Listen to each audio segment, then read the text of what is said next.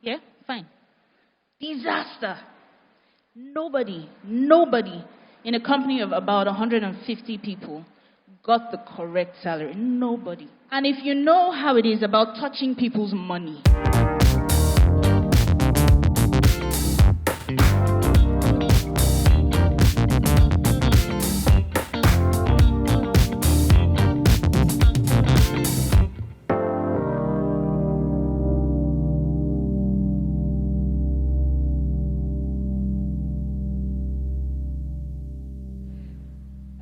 okay, so I'm supposed to talk very briefly about and pardon me because this is not in my vocabulary, but I'll use it, about a fuck up I had. If you notice the mic shaking, it means you're not praying enough, pray well. So, I'm Chief People Officer of Renmoney, means it's a fancy word for head of HR. Yeah, and I've been doing HR for 14 years now, about. And I'm going to talk about another fuck-up word that I had very early in my career. So I've had several pivotal mistakes that I've made. And this one, I'm going down to the grassroots of one that happened really early that kind of resets my brain a little bit. I'll give you a profile of the person I'm talking about in those years. So this is like in my first year practicing HR. And I had done about 2 years of IT database management. So it was IT. I was supposed to go further and learn how to program, but I decided I wanted to program people instead because I felt I had the skills. And this had been like a testimony growing up from home, everywhere. And then I joined this company, and within like a week, by some stroke of whatever, they sent me to HR. And it was like, okay. But I was everybody's darling. Like, I was getting accolades. I was a high flyer, performer, everything. It probably was getting to my head. I didn't know, but what I'm about to tell you will tell you that, yes, it was getting to my head. So I was a star, yeah, happy. And I was changing things.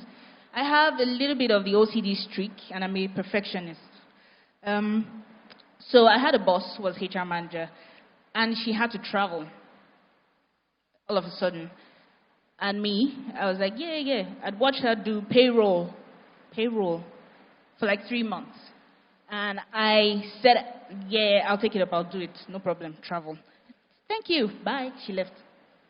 So if you know anything about the perfectionist streak, you know that we need time to get things done. But I had like a week. And I thought I could do it, everybody thought I could do it. Like, it was not an issue. So I did it, took her sheet, everything was manual, it was a small company. And I improved on it because I was Elizabeth. I improved on it and ran payroll. Yeah, fine. Disaster.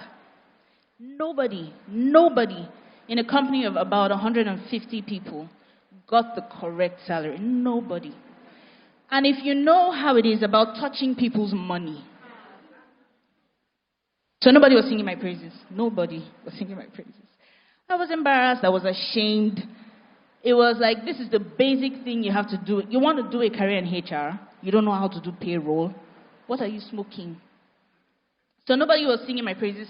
Everybody was calling my name. Elizabeth. You did not pay me. You were overpaid, underpaid. People had spent the money.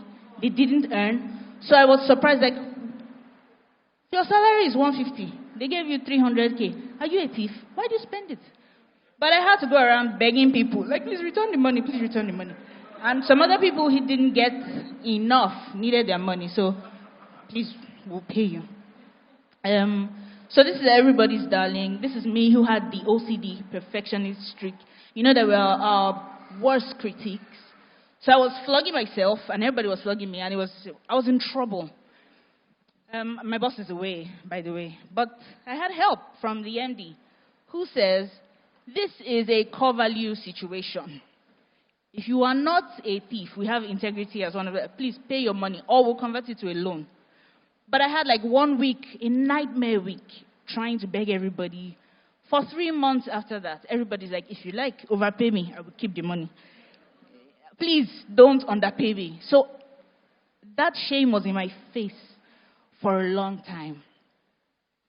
the impact was nobody was working in that period. Everybody was passing, Elizabeth, superstar. If you like, overpay, And the company had to bring out money within that week to pay the people who had been underpaid, because we had to wait for the end of the month for people to refund money. Anyway, in that moment, my confidence that I didn't even know I had, the pride I didn't even know I had, was under.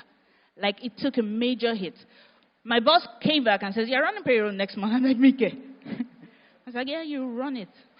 And I did it. And that was the only time I had issues with payroll, because I had to get, like, the checker for the checker for the checker for the payroll. Like, what did you earn last month? And do all of that. And then I started training people. But what did I learn? It's very easy for us to think that you want to improve something. Don't go improving something you don't understand. Understand it first. Try. That's what I learned. And then the second thing was, everybody makes mistakes. So even if you are that star everybody's praising or whatever, you are prone to mistakes. Don't kill yourself about it. I read a book called Failing Forward by John C. Maxwell. And yeah, and that's what helped me to come up from that fuck up. And I decided, okay, you know what, this shouldn't happen too many times. I've made several other mistakes, but the purpose is to always learn from it so that it doesn't keep happening and to learn. So thank you for